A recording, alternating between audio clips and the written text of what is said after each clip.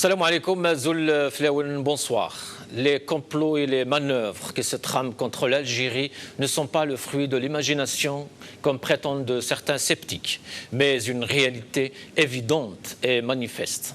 C'est avec ces termes que le chef d'état-major, Saïd Chinguiriha, est revenu encore une fois à la charge pour nous rappeler, nous la populace, que l'Algérie est ciblée par des ennemis réels pour ses positions immuables envers les causes justes et sa stabilité. Cependant, la situation dramatique que vit le peuple algérien en matière de santé, qui se résume ces derniers jours dans le manque d'oxygène dans tous les hôpitaux de l'Algérie et ce soulèvement solidaire pour venir en aide aux malades, aux hôpitaux et aux pays bien sûr, montre à quel point ce grand peuple a pu définir ses priorités, a compris et a désigné son vrai ennemi, celui qui le prive même de respirer. Ces responsables qui sont désignés, payés par l'argent public pour exceller dans leur absence et répondre à la crise par leur incompétence, la négligence des responsables, l'absence de l'élite, la défaillance de l'État, observée sur tous les plans, dans tous les domaines, rend le peuple algérien de plus en plus autonome, livré à lui-même certes, mais indépendant, fort de sa solidarité et engagement à sauver les siens, avec amour et abnégation. C'est nos responsables parler et passer leur vie à pérorer sur l'ennemi étranger, la main étrangère, les complots qui se trament contre l'Algérie. Le peuple, lui, de son côté, dépasse ces discours bidons, j'allais dire, irresponsables, et passe à l'action en essayant de mener sa révolution solidaire pour rester dans l'âme du Hirak, avec sourire contre la Covid, contre la cherté de la vie, le manque de liquidité, manque de l'eau, le chômage, comme c'était le cas ce matin à Ouargla, et le manque d'oxygène désormais. Chinguiriha, pour le peuple, le complot, monsieur Chinguiriha, j'allais dire général, pour le peuple, le complot, l'ennemi s'appelle l'hécatombe qui le guette, la défaillance de l'État, l'absence de moyens.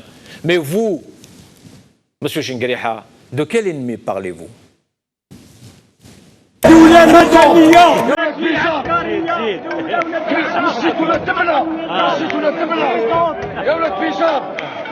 اليوم نقدر نقول أن الطريق إلى الحرية طويل وطويل، ولكن الصبر زادنا، ونحن نعلم أن هذه العصابة قد غرتها قوتها، ولكن قوة الشعب الذي يستمد قوته من الله فوقها. ونعلم أن هذه العصابة لم يبقى في جعبتها سهم فعال من أجل إيقاف هذا الحراك. هذا الحراك تاع الشعب الجزائري وحده. إذا الشعب يوما أراد الحياة فلا بد أن يستجيب القدر، ولا بد لليل أن ينجلي، ولا بد للقيد أن ينكسر. دولة مدنية ماشي عسكرية، دولة مدنية ماشي عسكرية، دولة مدنية ماشي عسكرية، دولة مدنية.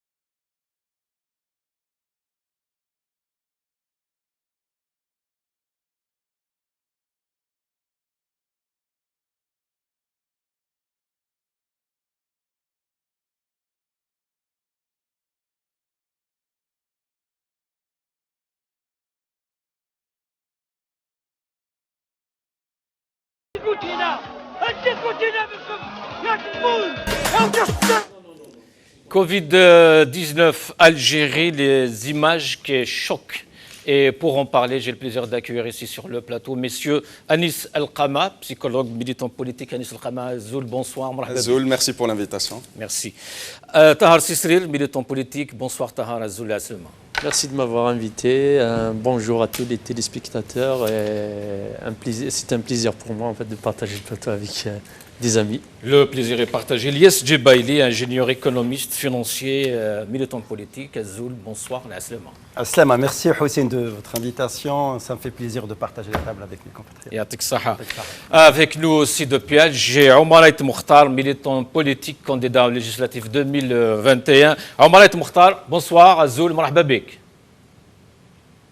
Bonsoir, Azoul Flaoun. Bonsoir.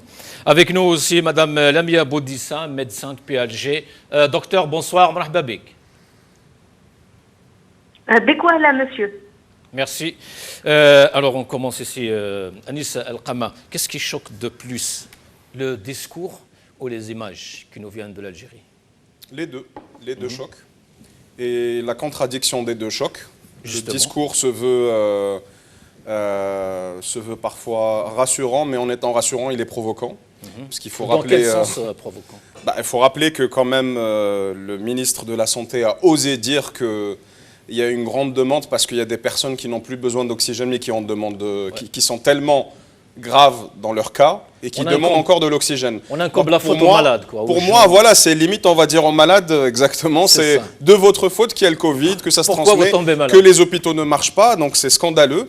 Et pour moi, il n'en est pas à sa première sortie et son premier dérapage. Il y a l'autorité aussi de régulation de l'audiovisuel qui avait dit qu'il fallait être plutôt équilibré. Moi, je pense qu'on a toujours été équilibré, on a toujours dit la vérité. Tous ceux qui comment dire, partagent sur les réseaux sociaux ou parlent de la situation actuelle ne font que reporter des images claires que personne ne peut nier.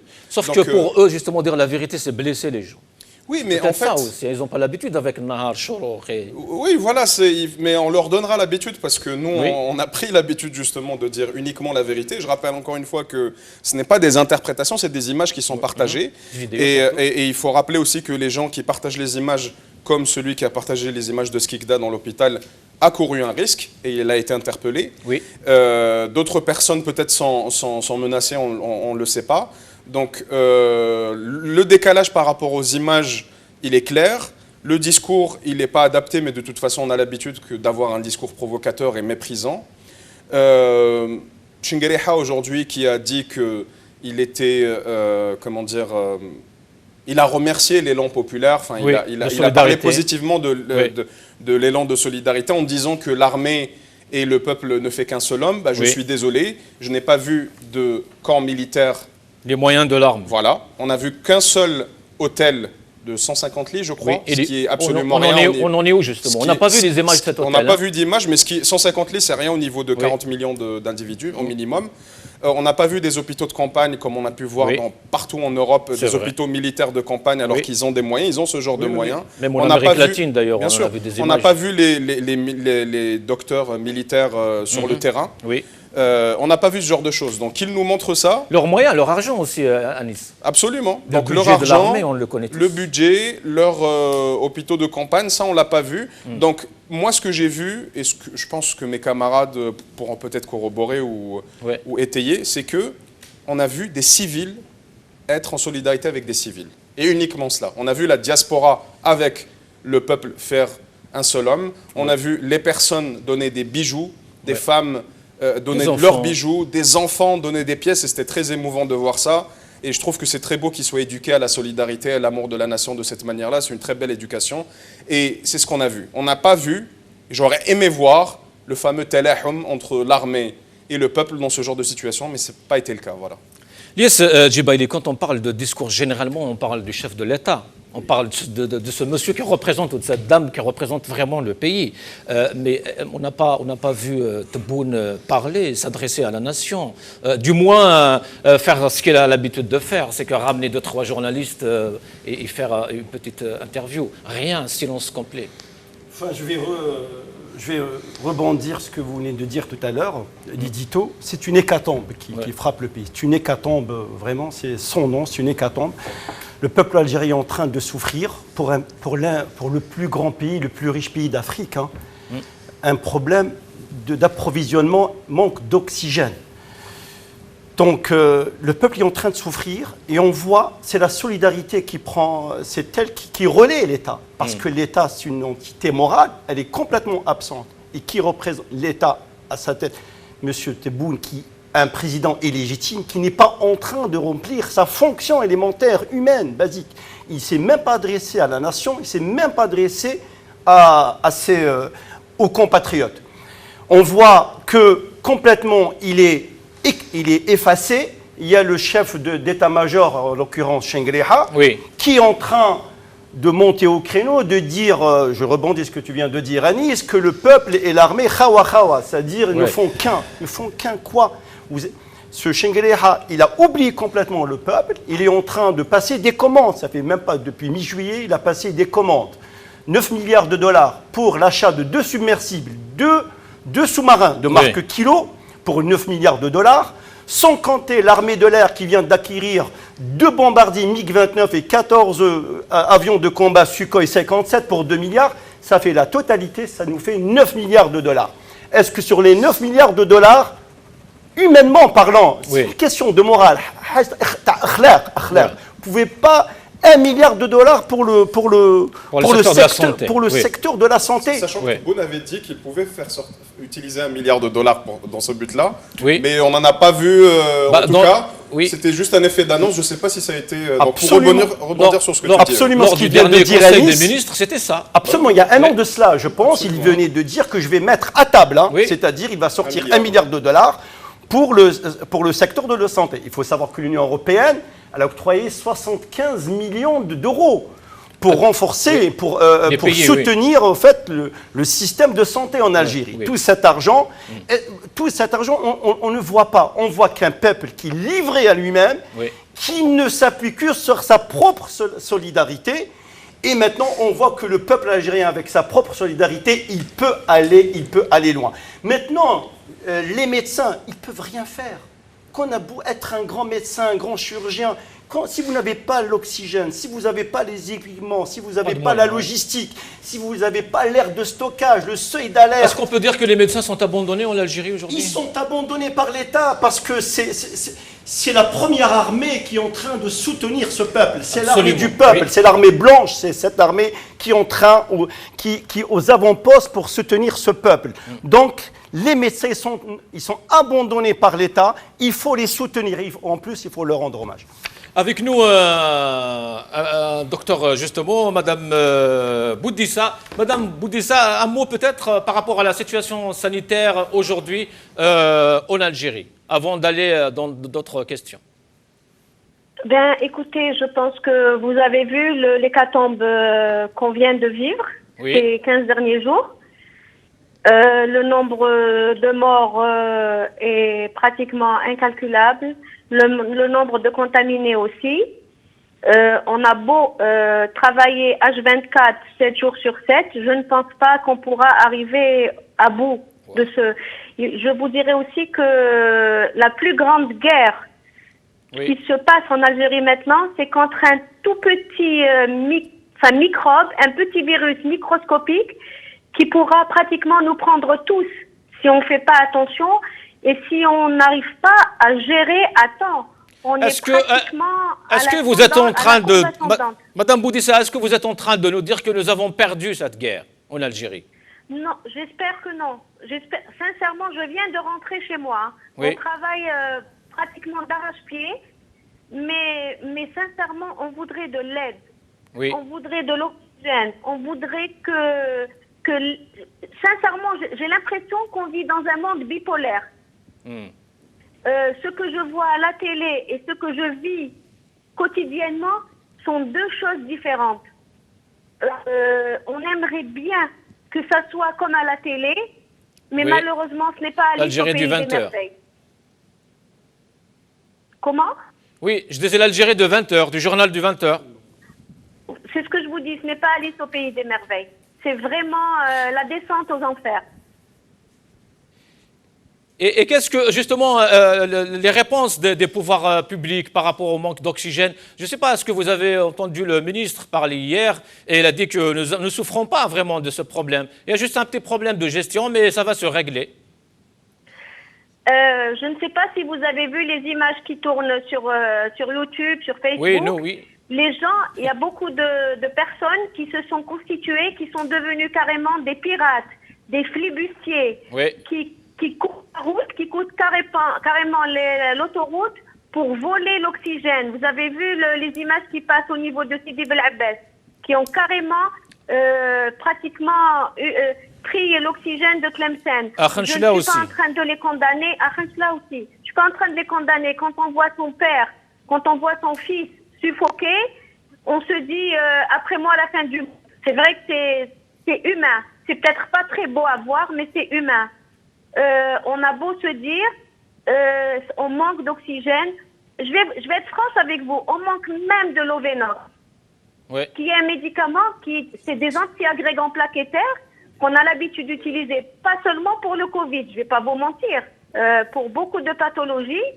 Mais en cas de Covid, avec tous les risques de thromboemboliques qui peuvent survenir, on en a besoin et les gens pratiquement courent après ce produit. Je vais être franche avec vous. Moi, quand le téléphone sonne, j'ai peur. Oui, je comprends. Parce que où on m'annonce un décès, où on me demande une place d'hospitalisation du Lovénor, chose que je ne pourrais pas leur assurer. Je ne peux pas. Et bon, les gens ont l'impression qu'en étant médecin, on peut facilement trouver une place au niveau à l'hôpital ou trouver des médicaments, ce qui n'est pas vrai. Je suis sûre que si moi-même je tomberais malade, je ne trouverais pas une place à l'hôpital. Ouais. Je manquerais d'oxygène et je mourrais comme tout le monde. On aimerait bien serrer ses parents, j'aimerais bien serrer mes enfants dans mes bras, mais j'ai peur. Ouais. Ouais, c'est dramatique, voilà docteur. Il faut rendre hommage aux 44 médecins. C'est dramatique, oui. On rendra hommage justement aux 47 médecins morts en mois de juillet. Oui, Allah yarhamhum. Madame, oui. Docteur, il y a un autre problème peut-être qui guette un peu aussi la société algérienne en ce moment, c'est que est-ce que ce n'est pas tout le monde qui se prend pour médecin en procurant de l'oxygène chez soi? Est-ce que c'est normal cette pratique? Oui, effectivement. Vous savez, tout le monde se prend pour médecin. Oui. Je vais être franche avec vous. J'ai vu des malades qui sont guéris, auxquels on a passé des bouteilles d'oxygène, auxquels on a passé des concentrateurs. Quand on leur demande de nous les rendre pour un autre malade, on nous dit, dans le cas où un de ma famille tombe malade. C'est dramatique. C'est pour ça que je vous dis, les gens maintenant ne font plus confiance. Ni à l'État, ni à la pratique. C'est la panique. C'est la panique. Vu qu'on est livré à nous-mêmes, et ben, comme on dit en arabe. Ouais. Dernière question, docteur. Quels sont vos conseils justement aux Algériens qui nous regardent en ce moment? Je leur dirais d'essayer de respecter les gestes barrières. Parce que même maintenant, tout à l'heure en rentrant chez moi, j'ai vu des gens sans bavette. Oui. Je leur demanderai d'être plus vigilants. On l'a dit avant l'Eid, on leur a dit s'il vous plaît, même si on n'est pas vraiment touché, mais essayez. Voilà, on l'a dit quand on a vu les mariages reprendre, on l'a dit quand on a vu les fêtes pour le baccalauréat reprendre. On a demandé, cette fois-ci, c'est vraiment sérieux. S'il vous plaît, protégez-vous et protégez-nous avec vous. Personnellement, je vous ai dit, j'ai peur d'aller rendre visite à ma mère, de peur de la contaminer. Ouais. Et en même temps, sincèrement, moi aussi, j'ai peur de mourir et de laisser 2 orphelins en bas âge.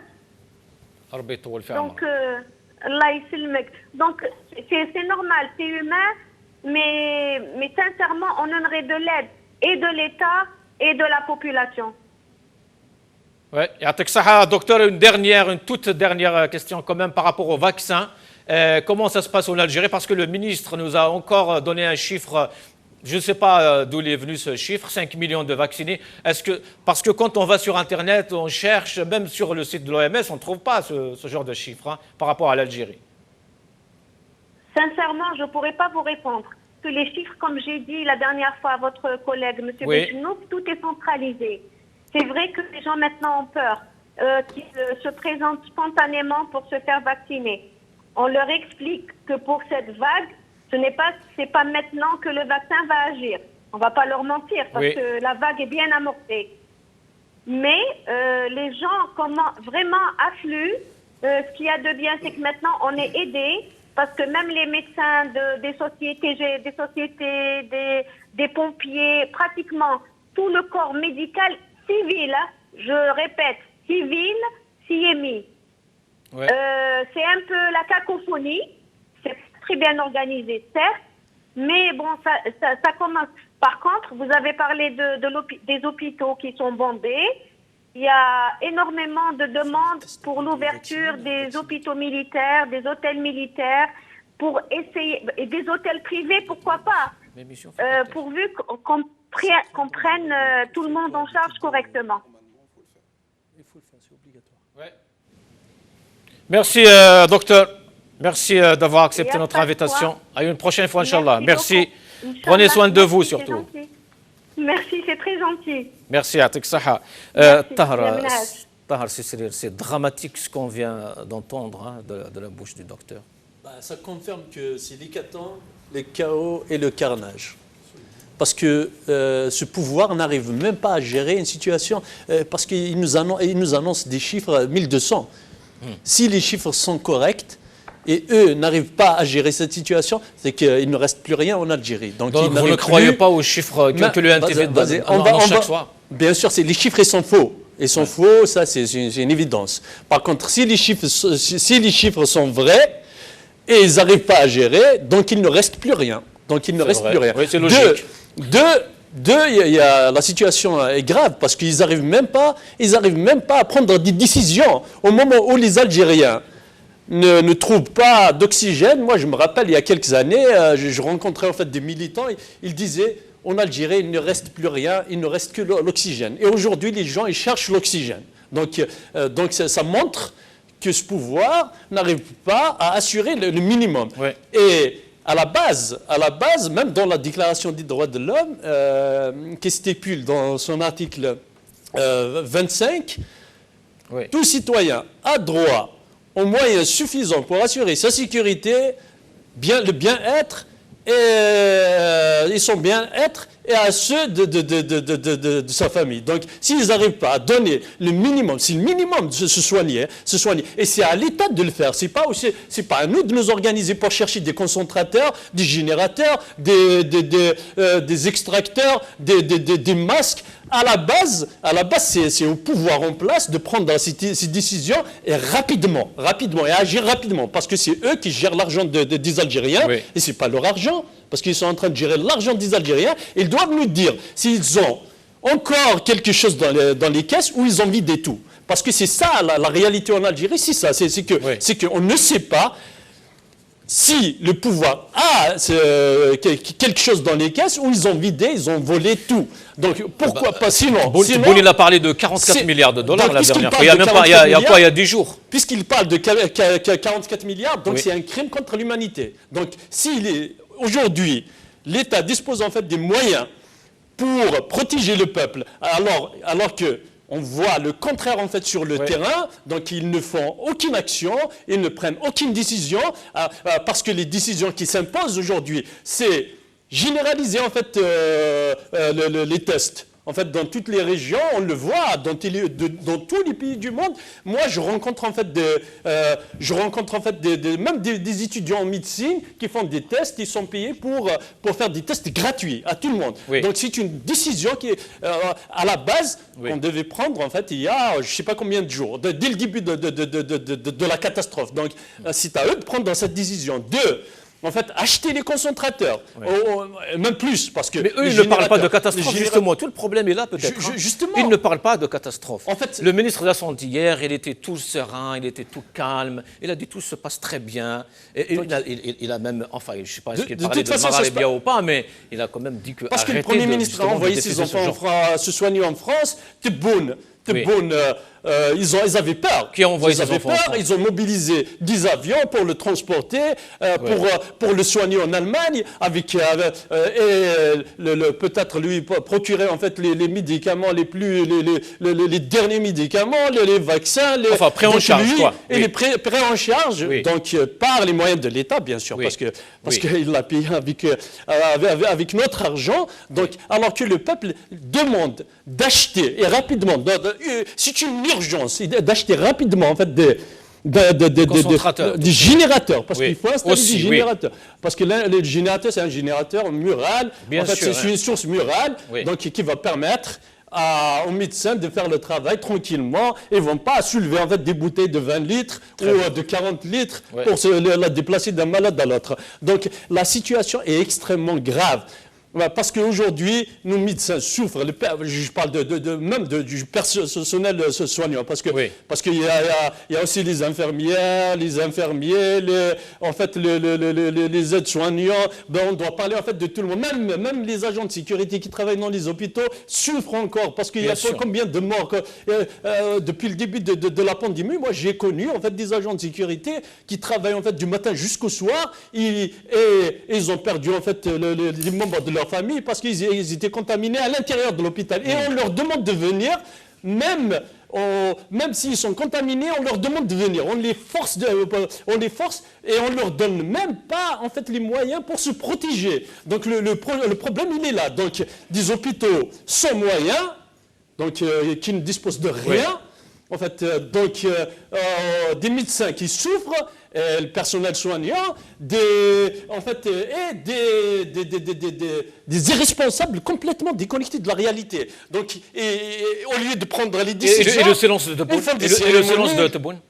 Donc, franchement, une marionnette ne pourra prendre aucune décision. Les décisions se prennent dans une caserne, et dans la caserne, ça ne les intéresse pas. La caserne, Chingreha a parlé ce matin, il est en train de dire qu'il y a des complots, et ce n'est pas du jeu, c'est du sérieux. Donc, dans les casernes, ils ont autre chose à faire. Eux, c'est le pouvoir qui les intéresse le plus. Le peuple, comme l'a dit un de leurs amis, il y a quelques années, la Mali, et ils sont prêts à éradiquer une partie du peuple, 3 millions d'Algériens, pour rester au pouvoir. Et eux...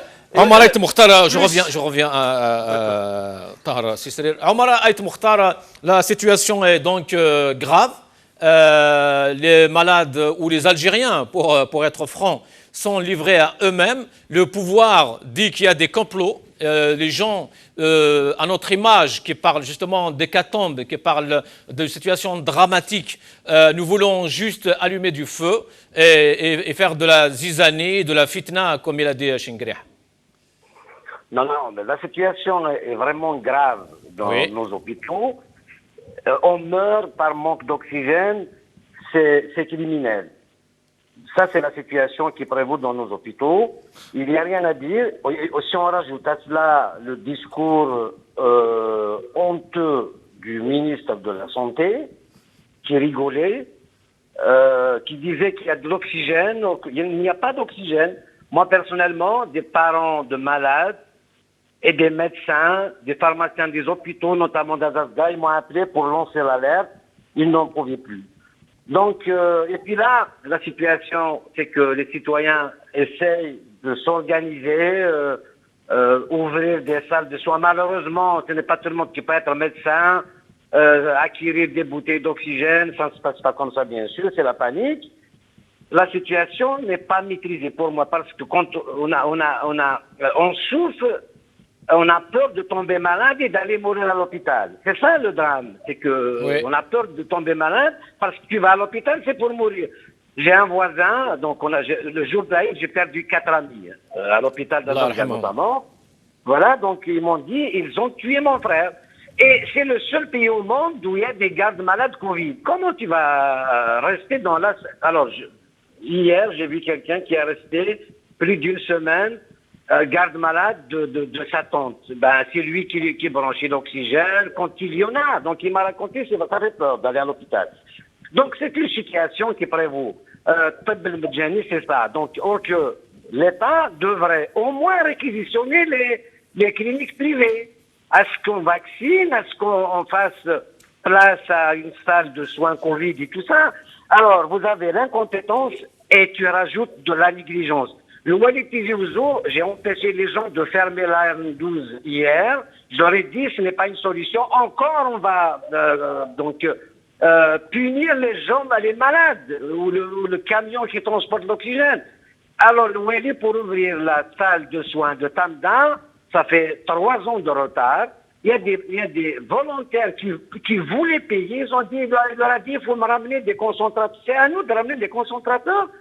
Il faut attendre que son maman achète des concentrateurs. Les concentrateurs, c'est à l'état d'équipe et les hôpitaux. C'est vital. Donc, c'est une situation parmi d'autres. Donc, il faut transformer... Et l'absence de Tebboune, Omar El Mokhtar, vous qui avez voté pour Tebboune, est-ce que vous êtes déçu aujourd'hui? Est-ce que vous êtes déçu aujourd'hui? Vous savez, les médecins d'Adasgar m'ont appelé pour lancer la lettre. Je me suis adressé dans une vidéo à Tebboune, justement. Je leur ai dit, ce n'est pas normal ce qui se passe. Et quand je dis que le ministre de la Santé qui doit démissionner d'abord, j'ai honte de le regarder. Il faut qu'il démissionne. Je m'adresse au ministre de Tebboune, je ne suis pas d'accord, bien évidemment. Ce ministre doit démissionner. Il a montré ses limites et en plus il rigole. On donne de l'oxygène alors que les gens sont déjà foutus. Mais ça veut dire quoi ça? Pourquoi le ministre, Omar El Mokhtar, pourquoi le ministre doit démissionner et pas Tebboune? Et Tebboune alors il est où? Non, mais écoutez... Et le ministre de la Solidarité, l'armée, ils sont où les autres? Non, j'ai le ministre, ce qu'on appelle le ministre de l'industrie pharmaceutique. Alors là, il n'y a aucune industrie pharmaceutique. Ils ont créé des concurrents aux entreprises étatiques comme Saïdali, tout ça, pour payer de l'argent. Alors, ils sont importateurs. J'ai vu un gros là, aujourd'hui, il a dit, je vais importer. Alors, on parle de l'industrie, on parle d'importation. Ils sont là à payer l'argent public, c'est tout. Mais il faut créer un scandale. Le faible médecine dans ce pays, il faut qu'on arrête les comptes. Il n'y a pas de soins gratuits en Algérie. Si tu n'as pas de sous, tu ne te soignes pas. Et surtout, moi, évidemment, je ne vais pas te raconter mon histoire. Quand j'étais en France, j'avais dit qu'on ne devrait pas accepter à ce que quelqu'un soit évacué, ministre, machin truc, pour se soigner dans les structures médicales en Europe. On doit se lever tous. Non, sinon on soigne en Algérie. Tu vis en Algérie, tu te soignes en Algérie. Pourquoi envoyer dernièrement 2 ministres qui ont intervenu pour envoyer un avion, un comédien pour soigner en France, il se fait des selfies à Paris? Ça veut dire quoi? Eh bien, dans son cas, il y a beaucoup d'Algériens qui sont malades comme lui. Il ne doit pas y aller ni en France, ni en Allemagne, je ne sais quoi, ni ministre, rien du tout ça. C'est une honte à ce que les gens aillent se soigner ailleurs. Et cette histoire de soins gratuits, c'est faux, c'est archi faux. Donc là, on arnaque les gens, toutes les cliniques qui se font des sous tranquillement, gentiment, aux yeux de tous. Et les médicaments, même certains, je ne sais pas, les analyses, il faut les faire en France, il faut payer. Moi, je n'arrête pas de payer pour des gens. Enfin, je le fais pour moi, je ne revendique rien. Et quand je vois son âme payer, il a dépensé 40 milliards, je crois. Mais l'Algérie n'a pas 40 milliards pour équiper les hôpitaux. On attend, et puis on fait de la pub, on achète du yaourt et tout ça, donc on va dans tous les sens. La panique, qui te rajoute à cela. Oui, mais on fait quoi des autres régions? Omar El Mokhtar, en Algérie, il n'y a pas que la Kabylie, il n'y a pas que Stif, il n'y a pas que Ouaran, il n'y a pas que Skikda, parce que c'est ça les villes qui ressemblent. Oui. Je vois aussi la diaspora qui s'organise, c'est très bien, mais c'est le rôle de l'État. Mais après, s'il faut aider, s'il faut être solidaire, bien évidemment. Mais est-ce que cette diaspora, justement, n'est pas bloquée? Il y a un problème là, on parle du blocage à Omar El Mokhtar au niveau des douanes. La diaspora est bloquée. Oui, écoute. Oui. J'ai entendu parler que la douane bloque les machines qui viennent de la part de la diaspora. Oui. Mais maintenant, j'ai envie de croire. Alors, il n'y a aucune communication. C'est pire encore. Donc, on est obligé de croire. Si, il y a un démenti. Il y a un démenti de la part de la direction des douanes, mais les Algériens ne veulent pas croire parce que les démentis, on en a maintenant. Alors là, les Algériens, on connaît très bien cette chanson.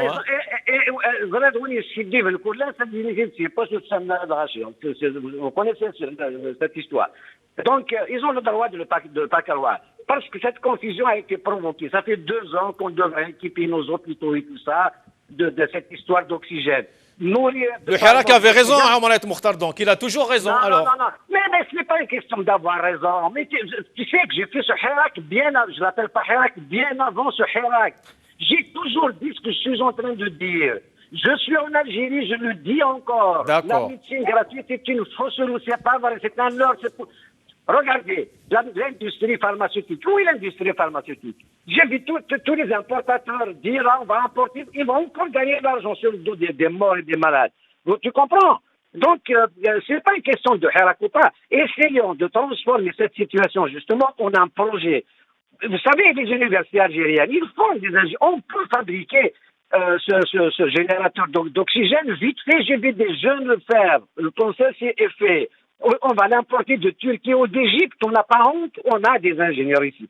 On ne fait rien malheureusement. Je vous assure, quand on lance cette recherche vite fait, on peut tout fabriquer ici. Mais qu'est-ce que tu veux? On n'a pas de décideurs, on a des incompétents dans tous les domaines d'ailleurs. Ah bah très bien, parce que nous on le dit depuis maintenant des années, de plus de 10 ans à Omar Mokhtar. Restez avec nous, Omar, je reviendrai. Restez avec nous, Omar Mokhtar. Restez avec nous, je reviens ici sur le plateau. Anis Al-Qama. On a vu les Algériens se solidariser justement avec leurs frères de là-bas et là-bas aussi entre eux. Mais il y a une question qui revient depuis 2-3 jours. Les entreprises publiques, où sont passées? Les entreprises étrangères, les compagnies. Pourquoi ils ne se solidarisent pas avec ce peuple? Juste avant, je voulais juste rebondir sur ce qu'a dit M. Et Mokhtar. Oui. Je suis content de voir qu'il s'est rendu compte que le régime qu'il a soutenu en 2014 en étant le représentant de la campagne de Bouteflika en France et en 2020, dans les dernières élections aussi. 2021, législative. Non, 2020, avec Tebboune et avec Constitution, etc. Je suis content parce que ce n'est pas la seule personne qui s'est rendu compte de cela. Alhamdoulilah. Alhamdoulilah, il y a beaucoup de gens qui sont en train de se réveiller en Algérie, qui regrettent aussi le choix d'avoir voté Tebboune ou pour la Constitution, et qui nous disait que le Hirak n'a rien. Voilà, et moi je pense qu'il faut quand même, M. Et Mokhtar, être juste.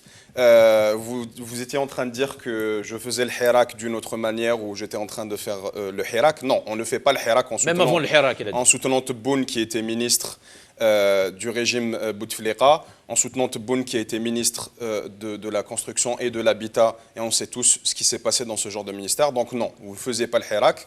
Mais je suis content que maintenant vous vous rendiez compte de tout cela. Par contre, par rapport aux entreprises publiques et étrangères, les compagnies étrangères.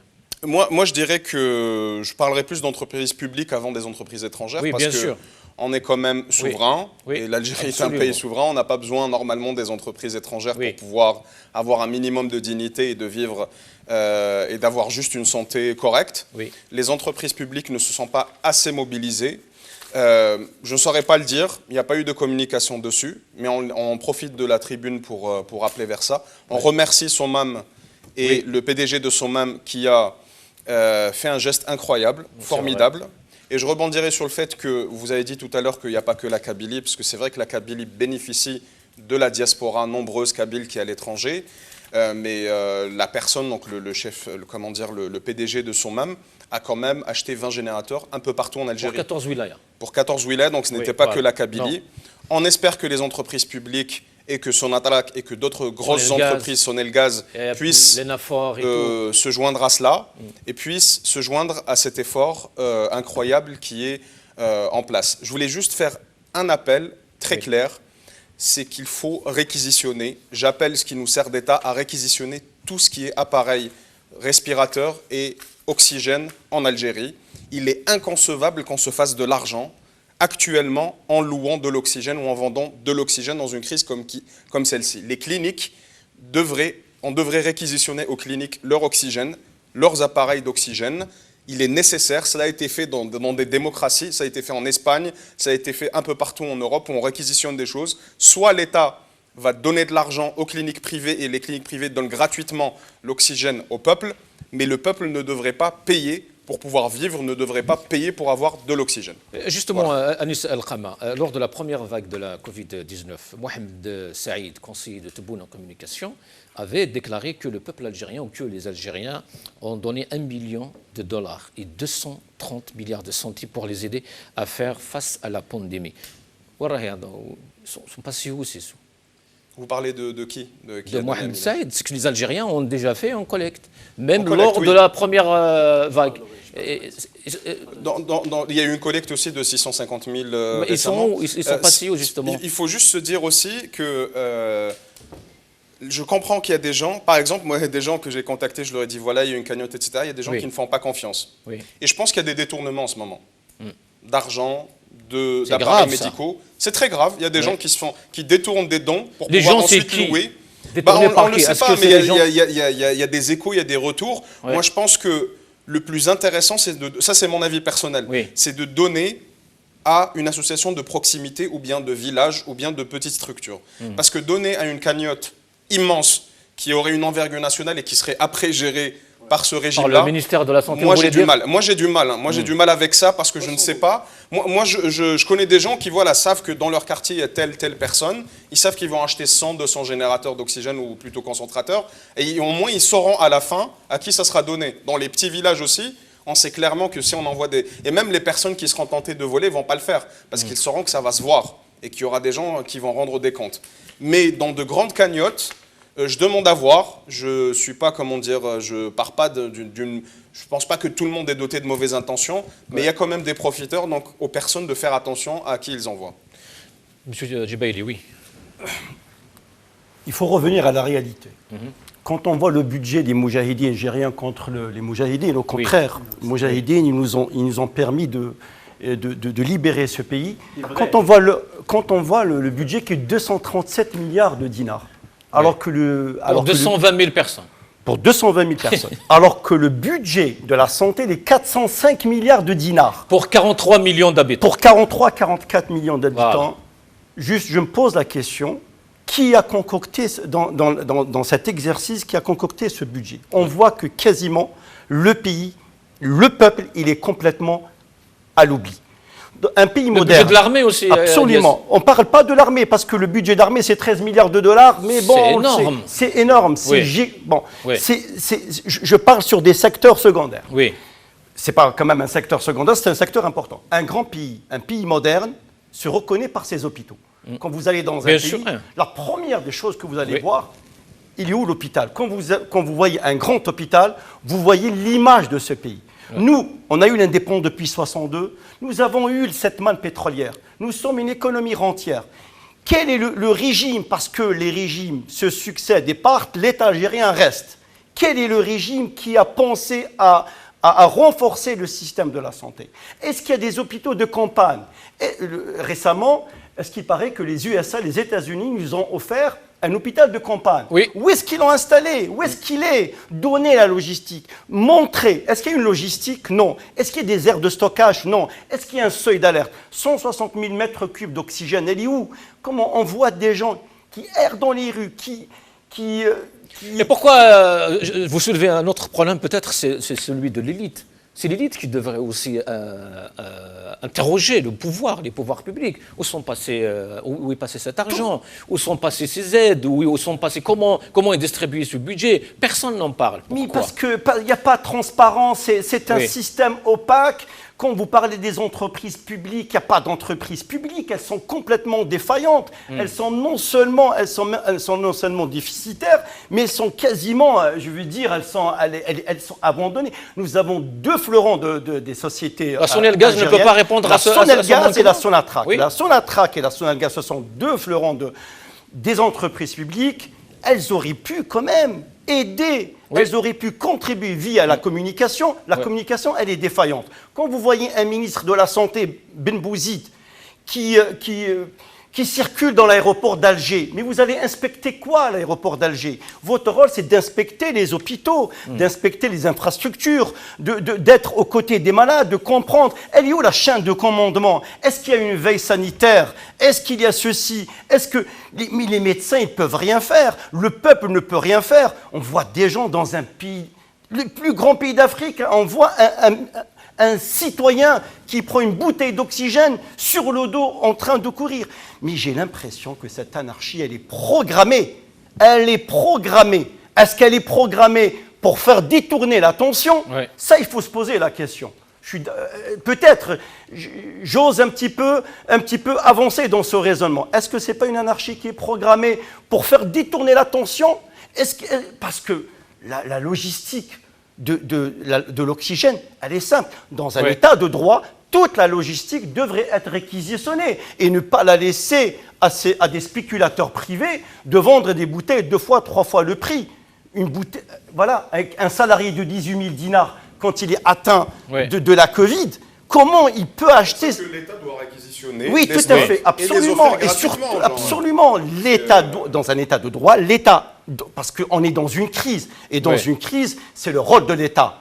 C'est une entité morale. C'est elle qui représente l'État et le peuple. Voilà, à réquisitionner, je veux dire même dans les cliniques privées, tu as raison. Oui, bien sûr. C'est-à-dire... En fait, on ne peut pas se faire de l'argent dans une crise pareille en vendant de l'oxygène. C'est immoral. Alors, déjà, non seulement c'est immoral... Alors, et les spéculateurs, alors, Anis? Mais il faut les arrêter, c'est des criminels. Non, on ne vend pas de l'oxygène dans pareille situation. C'est pas possible. Immoral. Comment on peut faire de l'argent sur la détresse des gens, de ses propres compatriotes? Comment on peut faire cela? Elle est où? Moi, je tiens à rendre hommage à un homme d'affaires, Hametouche, pour dire qu'il y a des hommes d'affaires, ils peuvent être des philanthropes, ils peuvent, que peut-être, il y a des gens qui disent, le capitalisme. Non, le capitalisme au service d'une justice sociale, c'est très bien.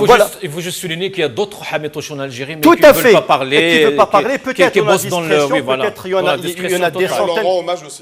Il faut le rendre hommage, parce qu'on a... Absolument. C'est une forme de pudeur que je respecte. Il y a le petit peuple aussi, absolument, les enfants, tout à fait, les femmes, absolument. tout le monde. On va voir ces vidéos et on continue.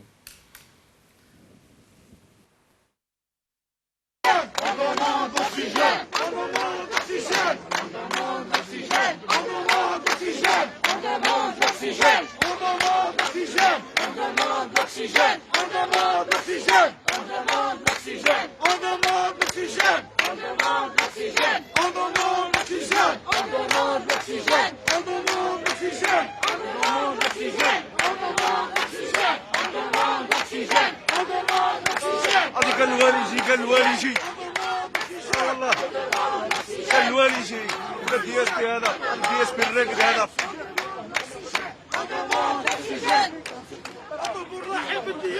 لا بريزونس دي والي لا بريزونس دي والي لا بريزونس دي والي لا بريزونس دي والي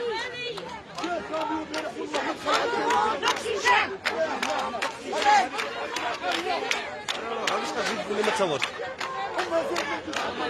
انا ايوا الطرام هو اللي ما يفوتش الطرام هو اللي ما يفوتش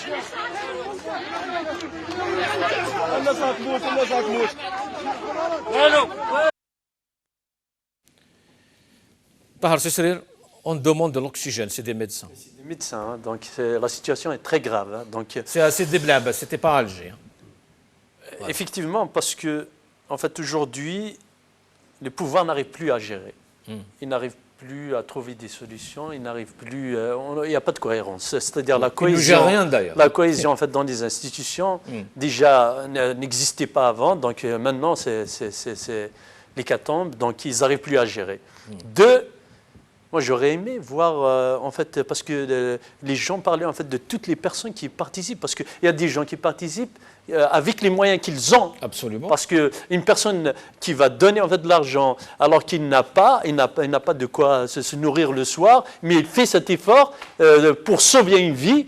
De l'autre côté, un pouvoir totalitaire qui empêche en fait, parce que c'est les généraux, il faut le dire, il faut arrêter de parler en fait de bon ministre de la santé, des trucs comme ça, parce que ce ne sont que des marionnettes, et il faut le dire. Et les gens qui ont fait le choix de voter le 12-12, ils partagent la responsabilité avec le pouvoir en place. Hein. Et ils ne viendraient pas aujourd'hui nous chanter des chansons ou y aller dans tous les sens. Ils sont responsables. Chaque mort, parce que chaque mort pour absence d'oxygène, ils sont responsables. Ils partagent la responsabilité. Oui, c'est un crime. Donc, parce que laisser les gens sans oxygène, en fait, parce qu'il n'y avait pas une volonté politique d'agir rapidement et de chercher une solution, d'installer les générateurs. Pourquoi? Le peuple arrive à trouver des solutions, le pouvoir n'a pas de personnes qui réfléchissent et ils le savent. Ils savent qu'il y a un manque d'oxygène. Ils ont des statisticiens, ils ont des gens qui travaillent, qui font de la planification. Ils savent qu'ils ne peuvent pas accueillir plus de 30 personnes ou 40 personnes dans l'hôpital X ou Y. Donc, ils sont responsables. On ne peut pas aujourd'hui détourner le truc pour dire que si le peuple ne respecte pas la distanciation, les gestes barrières. Non, c'est faux. À la base, tu as l'argent entre tes mains, tu as 40 milliards, tu dois prendre des décisions qui s'imposent. Et ces décisions, elles sont simples. Faire des tests sur tous les territoires nationaux, PCR gratuit. En plus, un test gratuit ne coûte pas grand-chose. Hein. C'est ce qui se fait un peu partout dans le monde. Et il faut mais, ce n'est plus une urgence pour le pouvoir. Ça. Oui, parce que c'est des criminels. Quand on écoute Chengriha ce matin, justement, qui parle de complot, il parle de le fruit de l'imagination, comme prétendent certains sceptiques, une réalité désormais évidente et manifeste. De toute façon, moi j'ai une foi... C'est pas le Covid qui les dérange. Une foi inébranlable que ces gens-là vont laisser les peuples mourir. Ça, c'est une évidence. Parce que ce qui les intéresse, c'est le pouvoir et l'argent. Parce que sinon, ils vont respecter la volonté du peuple. Et aujourd'hui, on montre encore une fois que les gens qui étaient dans la rue pendant 2 ans et demi avaient raison, parce qu'ils ont vu l'Algérie en train de sombrer. Ils ont vu que l'Algérie, que la situation se dégrade partout. Oui. Et les résidents qui ont fait pendant des mois et des mois, en fait, des grèves, qui ont demandé plus de moyens à l'intérieur des hôpitaux, qui ont demandé, en fait, justement, avant la crise, ouais, et que la police a tapé. Et aujourd'hui, les policiers ont leurs membres de la famille, en fait, dans les hôpitaux, qui n'arrivent même pas à se soigner, parce qu'il n'y a pas d'oxygène. Donc, aujourd'hui, voilà, la situation est grave. Et ces gens-là doivent partir. Et les généraux-là, ils doivent partir. Et le Haut Conseil de sécurité qui s'est tenu justement pour parler de l'élection, est-ce que c'est une priorité aujourd'hui? C'est qui parle? Le Haut Conseil de sécurité s'est réuni pour parler justement, pour organiser les élections prochaines. Donc nous, oui, bien sûr, bien sûr. Ils n'ont que ce que ça a à faire. Les cérémonies de Tebboune, les cérémonies de Chengriha. Je ne sais pas pourquoi on nous parle de Chengriha à l'intérieur d'une caserne. On n'a pas envie de le voir. C'est bon, c'est fini. En fait, Chengriha, on n'est pas en guerre. On n'est pas en guerre pour nous montrer des militaires. C'est le moment, en fait, de prendre des décisions et de sauver un peuple qui est en train de mourir. Donc, je ne sais pas pourquoi, en fait, ils tournent autour des élections qui ne servent pratiquement à rien. Le peuple est occupé à chercher des solutions pour sauver des vies et eux, ils préparent des élections. Aujourd'hui, on ne laissera plus jamais ce pouvoir nous ramener, en fait, sur des sujets annexes. Le vrai problème, c'est un problème, en fait, de ces irresponsables, les généraux irresponsables, en fait, qui prennent des décisions. On reviendra sur les généraux parce qu'on va écouter Chengriha justement qu'est-ce qu'il disait ce matin. Mais avant ça, je pose la question à Omar Ait Mokhtar. Omar Ait Mokhtar, la priorité justement du Haut Conseil de sécurité n'est pas d'étudier les préparatifs de la tenue de l'élection prochaine. L'urgence est peut-être de mettre en œuvre les voies et moyens de l'armée justement pour sauver ce peuple. Un conseil de sécurité, quand il y a une pandémie, ça fait partie aussi des prérogatives du Haut Conseil de sécurité, du président et de l'armée. Et il serait peut-être temps alors que ce conseil se réunisse. Ça vous a échappé, donc nous sommes dans une situation alarmante, sanitaire bien sûr. Les gens meurent. Je n'ai pas à dire pourquoi ils font ça ou pas. Donc moi, le problème, est-ce qu'il y a des solutions à voir urgentes à proposer? Voilà ce qu'il faut. J'ai envie de rebondir, monsieur qui me dit... Omar Ait Mokhtar, s'ils n'ont pas de solution, ils n'ont qu'à partir. Non mais écoutez, nous sommes peut-être obligés d'aider, ma conscience me dit cela, nous sommes obligés d'aider les responsables à trouver de bonnes solutions. Voilà. Si vous avez des solutions, il faut les donner. Et comment les aider? En allant aux élections, par exemple? Comment les aider? Le peuple est en train de faire le maximum. Je suis affilié aux gens dans les hôpitaux. On m'appelle pour lancer l'alerte. Pour vous dire que le Wali et tous ses responsables sont incompétents. Les gens meurent à l'hôpital. Qu'est-ce que tu veux que je te dise? Mais organisons-nous. Non. Il suffit d'être bien assis derrière son ordinateur à Paris et dire tout, rien ne va, ce n'est pas une solution, il y a un programme. Essayons de réfléchir ensemble. Oui, je sais que les entreprises nationales sont déficitaires, il y a des cons à la tête, je sais, et tout ce qui est industrie pharmaceutique, sont des voyous. Parce qu'on pique des vous savez, Omar Ait Mokhtar, la cagnotte des Algériens qui a récolté plus de 600 000 euros a été faite par des étudiants justement qui étaient derrière leurs ordinateurs. À Toulouse. Mais à Toulouse. Pas à Paris, mais à Toulouse. Oui. La situation le pays va mal. Ce n'est pas 12 ans, on n'arrive même pas à réussir un débat. On ne s'entend pas, ni au Hirak, ni à l'extérieur, ni à l'intérieur. À 5, si on continue comme ça, 5 minutes, on va tous l'insulter. On n'arrive pas à poser le débat. On est dans la défensive. La situation est grave. La sanitaire, les gens meurent. Comment trouver des solutions? Comment fabriquer un concentrateur d'oxygène? Tout ça, on peut le faire. Comment gérer le flux de l'oxygène existant en Algérie, en logistique? C'est facile. Ouais. N'importe qui peut faire une plateforme pour le gérer. Il ne sait pas le gérer. On est obligé de le prendre en charge. Maintenant, si on doit s'attaquer tous les jours, tous les soirs, tout ça, moi j'ai fait le harak et tout ça, on n'est pas sorti de l'auberge. Comment s'en sortir? Comment rendre ce pays? Oui. Omar Mokhtar, on l'a perdu. Oui, Djebeli, vous voulez rajouter quelque chose? Je vais dire à M. Mokhtar, dans un état de droit, dans un état démocratique, il faut pourquoi on n'utilise pas le Conseil de sécurité? On utilise un Conseil de défense sanitaire. Et l'objet, de crise, absolument, une cellule de crise, une veille, tout. Et l'objet, quelles sont les mesures à prendre concrètement? L'urgence. L'urgence absolue. Parce que là, c'est un peuple. Voilà. Donc, tout ça pour dire, il y a la patte et l'empreinte toujours des militaires dans la gestion du pays.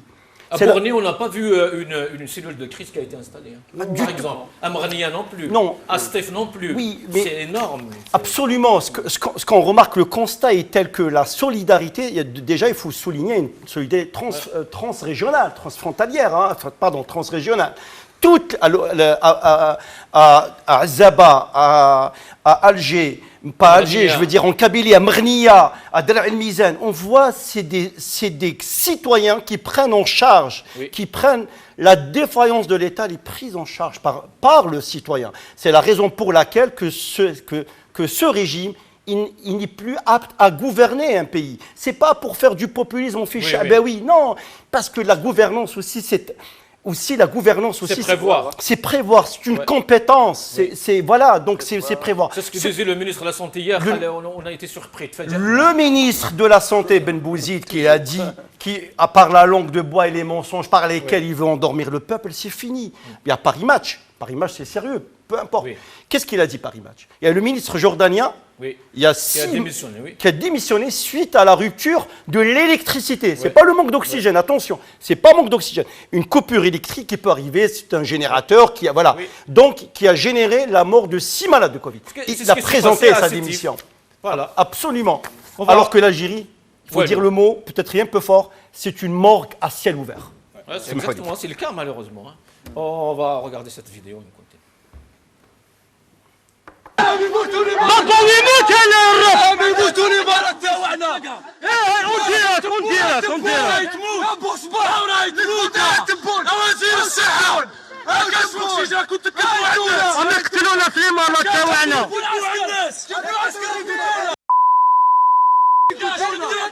الكذابين يا دولة الرخ انت راجل ما تخرجش برا الدول برا هاو يبكي هاو لك هذا نمثلوا واش بها يماك خلص لها الاكسجين يا اخي ما نكسروا ما نخسروا عاونونا وتاع ربي Nice, c'est incroyable ce qui se passe quand même. Les gens sont laissés à l'abandon, livrés à eux-mêmes. Mais jusqu'à quand? C'est choquant. C'est choquant. Jusqu'à quand? Je ne le sais pas. Ça ne m'appartient pas à moi. Si je pouvais aider de ce que je peux, je le fais. Ça me rappelle plein d'images. J'ai aussi l'image d'un jeune qui était parti remplir sa bouteille d'oxygène et il était en train de pleurer. On lui a demandé pourquoi. C'est parce que sa mère, je crois, qui était morte, alors qu'il était juste pas loin de là où on mettait l'oxygène. On l'avait diffusé, oui. Donc il a tout essayé de faire, mais il n'a pas pu y arriver. On comprend que comment dire, Est-ce qu'on pourrait s'attendre à une enquête, un travail dans ce sens? Non, jamais. De toute façon, même s'il lance une enquête, c'est pour noyer le poisson. Oui, voilà. Donc on n'a jamais vu une enquête se faire en Algérie pour pouvoir avoir un éclaircissement sur ce qui se passe. Les enquêtes sont toujours faites faite pour noyer le poisson et pour ne plus parler de la situation. Pour enterrer l'affaire. Pour enterrer l'affaire, voilà. Par rapport à Chengueriha qui parle, je ne sais pas si on peut aborder ce sujet-là. Alors, on va regarder Chengueriha tout de suite parce que cette fameuse nomination des responsables justement du commandant de la gendarmerie, je ne sais pourquoi, tous les généraux, limogés, remplacés, mais à chaque fois qu'on limoge quelqu'un, il va où? En prison. Voilà. On va regarder Chengueriha et on en parle. رئيس الجمهورية القائد الأعلى للقوات المسلحة وزير الدفاع الوطني ووفقا للمرسوم الرئاسي المؤرخ في 30 جويلية 2020 أنصب رسميا العميد نور الدين قوسمية قائدا للدرك الوطني خلفا للواء عبد الرحمن عرعار وعليه آمركم بالعمل تحت سلطته وطاعة أوامره وتنفيذ تعليماته بما يمليه صالح الخدمة تجسيدا للقواعد والنظم العسكرية السارية وقوانين الجمهورية ووفاء لتضحيات شهدائنا الأبرار وتخليدا لقيم ثورتنا المجيدة والله. أود التأكيد بهذه المناسبة أن المؤامرات والدسائس التي تحاك ضد الجزائر والمكائد التي تدبر ضد شعبها ليست من نسج الخيال كما يدعي بعض المشككين، بل هي حقيقة واقعية أصبحت ظاهرة للعيان ويدرك خلفياتها العام والخاص. وما الحملة المسعورة المركزة الموجهة ضد بلادنا وجيشنا على منابر بعض وسائل الإعلام الأجنبية وفي شبكات التواصل الاجتماعي إلا الجزء القليل البارز من هذه الحرب القاذرة المعلنة ضد الجزائر انتقاما منها على مواقفها تجاه القضايا العادلة وغيرتها، على سيادتها الوطنية وقرارها الحر الذي يأبى الخضوع والخنوع. وبهذا الصدد بالذات أجدد التأكيد أن الجيش الوطني الشعبي يعرف كيف يتصدى لكل الذين يكيدون للوطن ويتربصون به السوء، مسنودا في هذه المهمة. Anissa El-Khama, les menaces, bien sûr, comme d'habitude. Surtout que c'est nous, les réseaux sociaux. J'imagine, oui. Alors, à chaque fois, ces nouveaux commandants justement de la gendarmerie à Nice, on vous a montré justement la vidéo de Ar'ar, qui a été remplacé par Gouesmia, que lui-même aujourd'hui a été remplacé par Ould Hadj. Ça tourne vite. Oui. Mais à chaque fois, ils partent en prison. Pourquoi? Qu'est-ce qui se passe? Est-ce qu'on va s'attendre aussi à Ould Hadj qui va se retrouver à Al-Harrach ou à Blida? De toute façon, on dirait un circuit, c'est soit la prison, soit l'exil, soit le Vanuatu oui, maintenant. C'est incroyable. Soit d'autres pays. Donc en fait, c'est un jeu de chaises musicales qui exprime aussi le fait qu'il y a des tensions à l'intérieur du régime, qu'il y a un manque de confiance entre eux, entre les personnes qui se désignent entre elles. Oui. C'est-à-dire en parallèle de cette pression, en parallèle du Hirak, et aussi grâce au Hirak, il y a des personnes qui sont en train d'être éjectées par-ci, par-là, par différents clans et par différents soutiens, donc qui sous-tendent différents clans. Par rapport à ce qu'il dit, je pense que là, on ne voit pas la différence entre théorie du complot ou complotisme ou complot contre l'Algérie et géopolitique et intérêt géopolitique. Par rapport à ses positions. Moi, je dis toujours que tout le monde est l'ennemi de tout le monde sur cette planète.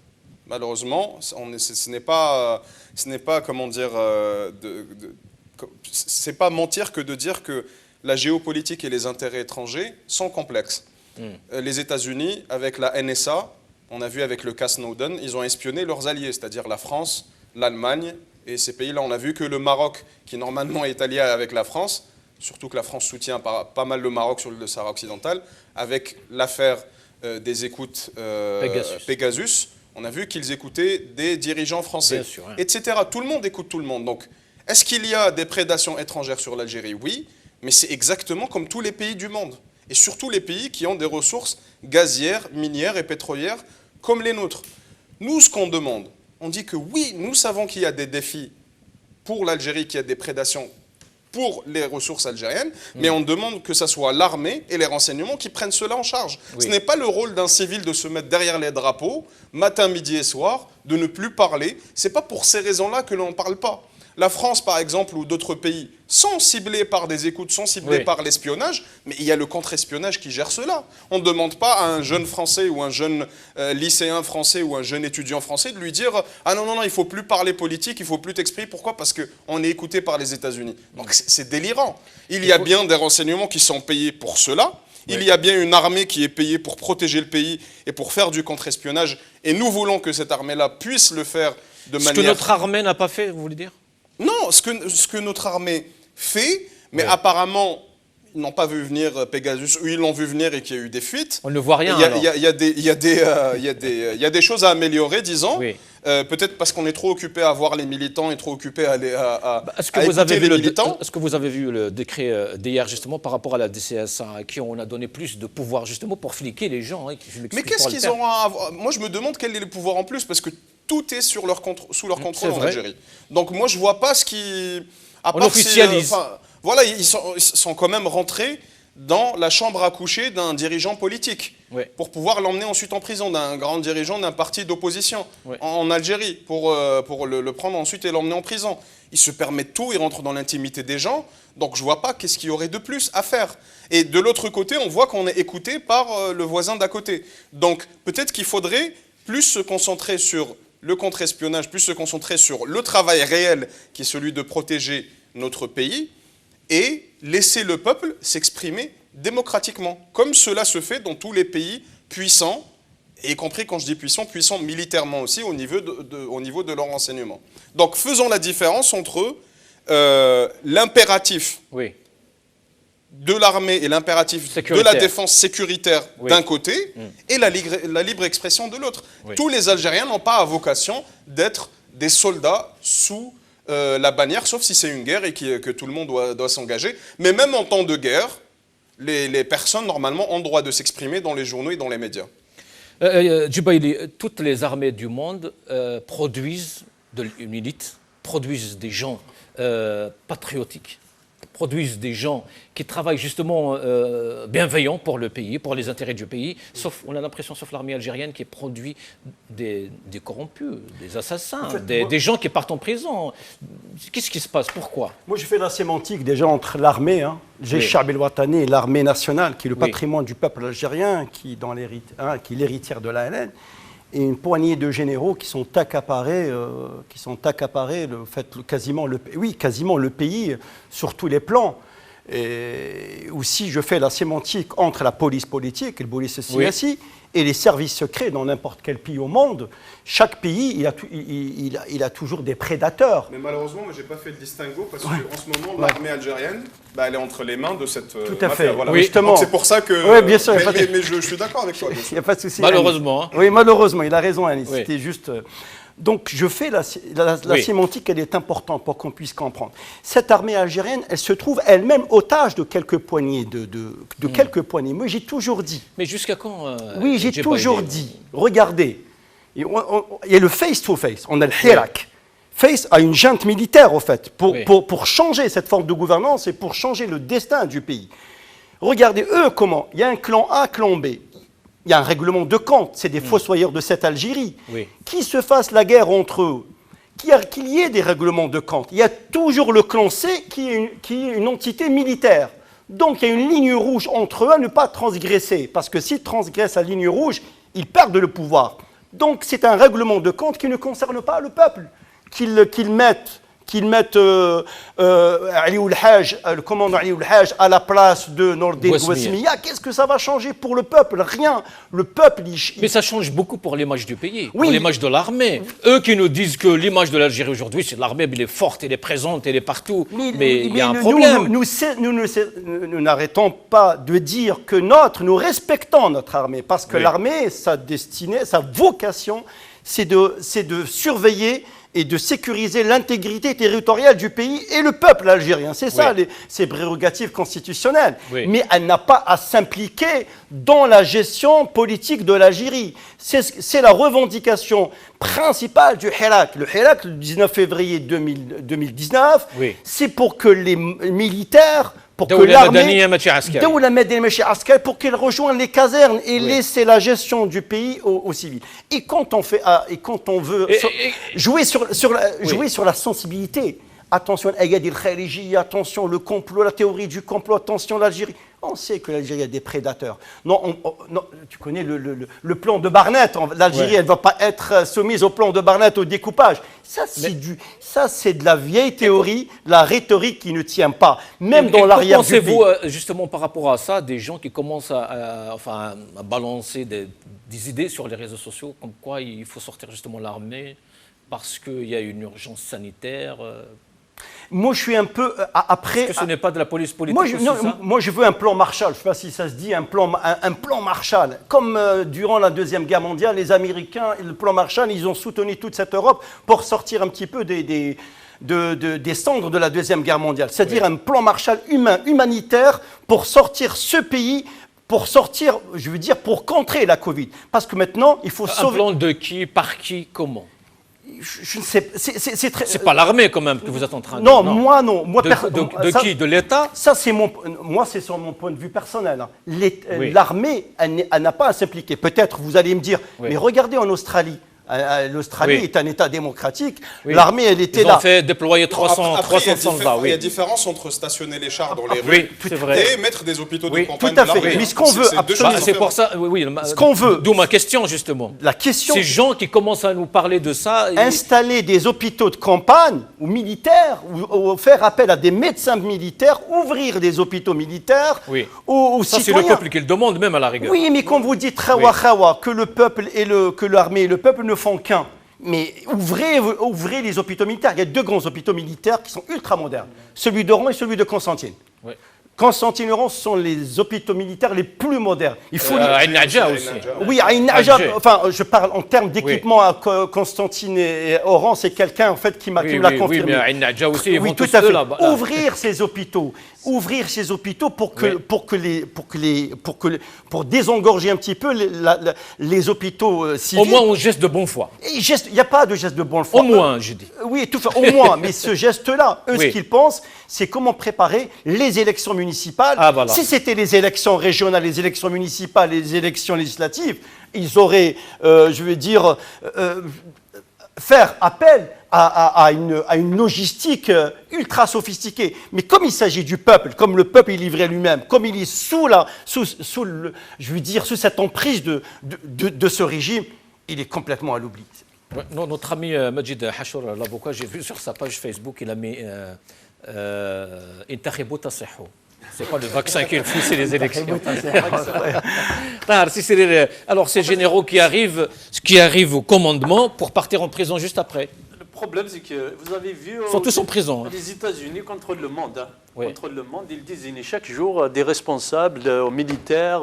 Ils changent tout le temps. Mais vous avez vu des discours sur la télévision, sur tous les journaux, partout sur les réseaux sociaux. Moi, le seul pays au monde où on voit des généraux désignés d'autres... C'est l'Algérie. On connaît tous les généraux. En fait, les pays totalitaires. En général, c'est les pays totalitaires qui parlent du matin jusqu'au soir, des militaires, de la casquette, des trucs, de l'ennemi extérieur et l'ennemi intérieur, parce qu'ils arrivent à fabriquer des ennemis. Parce que l'ennemi extérieur, c'est la sécurité sanitaire, c'est la sécurité alimentaire. Le Covid, c'est un ennemi. C'est la sécurité. Et l'ennemi l'ennemi numéro un, c'est la junte militaire qui n'arrive pas à gérer une question qui est simple. Installer bon, des simple, générateurs. vous êtes gentil. Installer des générateurs dans tous les hôpitaux. Ça ne coûtera pas plus de 20 milliards. Ça ne coûtera pas plus de 20 milliards. C'est difficile de prendre cette décision. Et c'est leur rôle. Parce que c'est eux qui gèrent Ils n'ont jamais pris une seule décision dans leur vie. Donc c'est une preuve que c'est un danger en fait, cette junte militaire, elle est très dangereuse, donc pour même l'avenir de l'Algérie, pour le peuple, pour l'État. Qui est contrôlé en fait par cette junte militaire. Pourquoi la révolution a fixé en fait un certain nombre d'objectifs, et parmi les objectifs les plus importants, c'est le démantèlement de cette junte militaire. Elle est dangereuse, elle est nocive, et on ne peut pas continuer en fait à subir en fait l'incompétence, les crimes de ces généraux. Ça, c'est une réalité.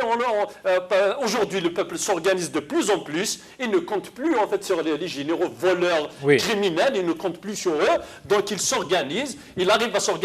Il est en train de construire l'Algérie de demain. Quand les gens s'organisent en fait au niveau local pour maîtriser bien sûr en fait les cagnottes, c'est pas parce qu'ils ne veulent pas organiser quelque chose de plus grand et aider en fait toutes les régions d'Algérie, c'est pour maîtriser ça. Et moi-même, j'ai appelé quelqu'un, on a organisé une cagnotte.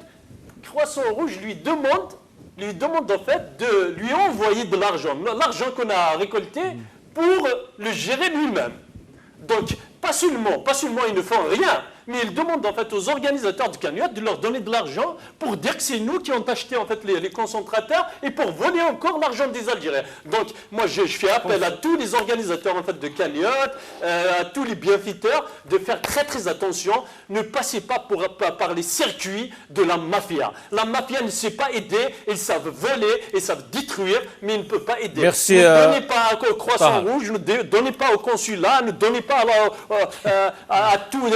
On a vu le consulat de Suisse. Voilà, on va regarder cette vidéo à Tahar pour finir sur cette touche justement du Hirak. Wargla ce matin.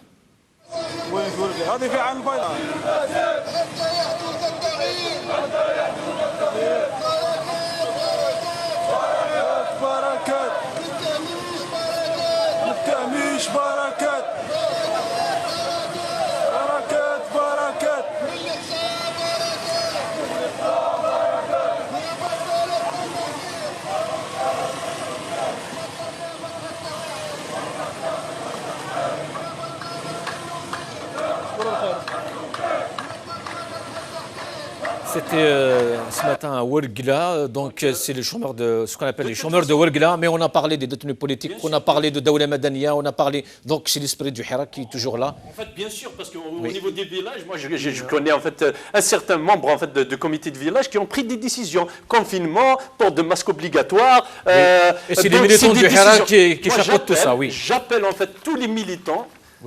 Grâce à eux, parce que la première vague, on l'a évité. On ne l'a pas évité parce que Tebboune a fait quelque chose ou les généraux ont fait quelque chose. On l'a évité tout simplement parce que les gens se sont organisés. Au niveau des quartiers, au niveau des villages, un peu partout en Algérie, donc c'est ça ce qui a permis en fait d'éviter la première vague. Aujourd'hui, nous, puisque les conditions sont favorables, on va organiser une marche le 22 août. C'est le double anniversaire en fait de congrès de la Zoma, mais de soulèvement de nord-constantinois, pour dire à ce pouvoir 55. Que vous êtes des criminels. En fait 55, 55 et 56. Donc le 20 août 55 à Constantine, et le 20, donc on n'a pas la possibilité de le faire le 20, donc on va le faire le 22. Donc on doit nous mobiliser puisque les conditions en France sont favorables pour organiser en fait encore des marches. Donc on ne doit pas lâcher parce que la révolution... Le 22 août, c'est ça? Le 22 on aura le temps d'en parler de Tahar Sisriri à la place de la République. Mais je parlerai à chaque fois parce qu'on a besoin de mobiliser le maximum de monde. Pour en parler. Moi, je vais finir sur un temps positif. Donc, il faut... je souhaiterais déjà... Il faut casser la chaîne de contamination. Nous savons que l'État, l'État, il est défaillant, parce que les personnes qui le gèrent sont défaillantes. Ils sont illégitimes aussi. Donc, ils sont absents. Enfin, ils sont tous absents. Ils sont tous absents, démissionnaires, langage de bois, les mensonges qui pleuvent pour endormir le peuple. Maintenant, le peuple, il est éveillé, à l'éveil qui est là, qui est présent. On ne donne pas de chiffres. Pourquoi on ne donne pas de chiffres? Oui, on ne donne pas de chiffres. On ne donne pas les chiffres. De toute façon, on est dans un régime stalinien. Enfin, je ne sais pas si ça se dit. Enfin, moi, je suis désolé. Brejnevien. Brejnevien, oui, ou Khrouchevien. Enfin, donc, il faut casser cette chaîne de contamination en respectant les barrières de distanciation. Il faut un peu de bon sens, parce que chacun doit être responsable de sa propre santé. Pourquoi? Pour une raison très simple, parce que ce régime-là, il est absent aux abonnés absents.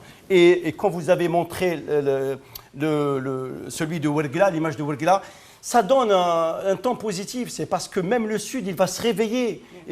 Toutes les régions vont se réveiller pour rejoindre les régions du Nord. Quand je dis les régions du Nord, régions les plus actives. Et comme ça, il faut que ça soit un maillage beaucoup plus homogène pour que le peuple comprenne une fois pour tout que ce régime, il est vers son déclin. Il n'a plus à gouverner ce pays. Voilà. Anis Al-Qama, bon sens et conscience. Pourquoi on parle de ça à chaque fois qu'on s'adresse au peuple, mais quand on s'adresse au gouvernement, aux gouvernants, pourquoi on ne parle pas de ça? Bon sens et conscience. Vous vous renvoyez au discours de Chenguereha. Oui, parce que je pense qu'ils veulent renvoyer vers leur bon sens. Oui. Et leur sens à eux. Lequel? Eux, ils parlent de guerre, mais de ce qu'ils pensent être leur bon sens. Oui. Mais nous, on sait que le bon sens s'exprime plus dans le Hirak, il s'exprime plus dans ce qu'on est en train de voir dans les images. Moi, je suis très content de l'image de Ouergla. Oui, bien sûr. Parce que ça montre en réalité à tous ceux qui ont dit que le virus et que cette pandémie a tué le Hirak, en réalité, c'est peut-être l'inverse. C'est peut-être que ça fait prendre conscience aux gens de la faiblesse de ce régime, de la faiblesse de cette gestion-là. Là, il n'y a personne qui peut réellement dire que en moins, ils nous garantissent une vie digne ou de la nourriture ou de l'oxygène. Là, même l'oxygène n'existe pas. La nourriture, elle manque un peu partout. Il y a vraiment une crise humanitaire forte. Et c'est pour ça que ça nécessiterait, comme tu l'as dit, un investissement fort au niveau social pour pouvoir sauver des tranches entières de la population. Et je dirais que la situation actuelle, c'est un peu comme l'œil du cyclone. Tout est calme, il n'y a pas de vent. Mais ce qui va venir après, ce sera impressionnant. Voilà. Merci messieurs, merci mesdames et messieurs, puisqu'on avait madame Lamia Boudissa, merci Oumaret Mokhtar, merci Lias Djibaili, merci Tahar Sisrir, merci Anis Al-Qama, merci à vous toutes et à tous. Cette émission arrive à sa fin. Nous allons vivre, nous allons survivre, nous allons respirer, Inch'Allah, avec l'union, avec de l'aide. Ya'tikum saha, qima dil hna, غدوة إن شاء الله.